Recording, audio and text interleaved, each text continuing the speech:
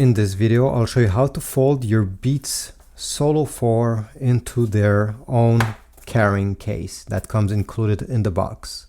So it's quite easy actually. All you have to do, let's open this case first. Okay, perfect. By the way, this case has two small pockets on the inside here where you can put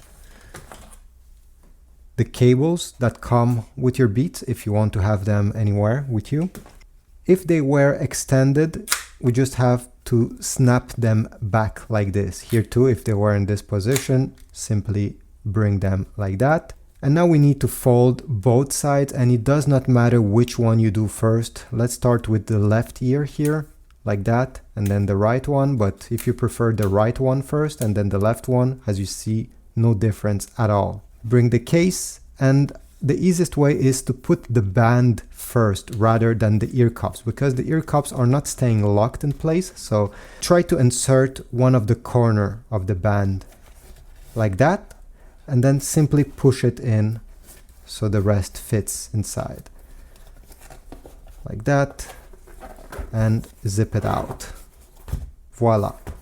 Your Beats Solo 4 are now inserted in their carrying case. Thanks for watching, leave a like, subscribe, comment down below, and I'll see you in the next video.